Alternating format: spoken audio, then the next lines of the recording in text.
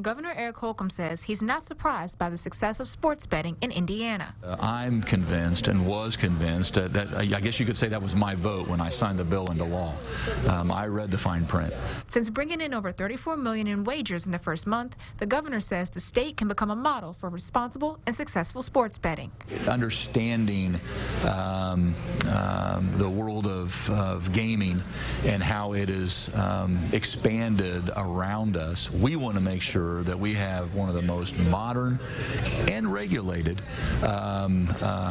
systems in the country. With a referendum in November that, if approved, would bring a casino to Vigo County, Holcomb says betting will be a positive benefit to the local economy. That this not only will be good for economic development in the Wabash Valley, quite frankly, that it's on the perfect path stretching across the country. Local bar owner Tom Hellman says while he believes the draw of a possible casino will be good for Vigo County, sports betting could not succeed on its own. I think the economic impact of tourism is a positive.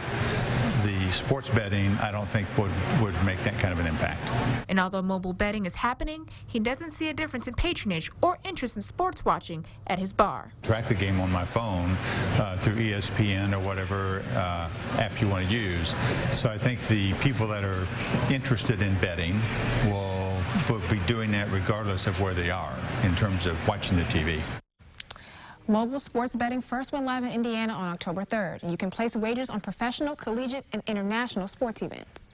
What kinds of sports can people bet on in the state? So actually the ones that they can't bet on are high school sports, and then youth sports, and then esports. But professional sports, international sports. And collegiate. And collegiate. All right. Thank you, Taylor.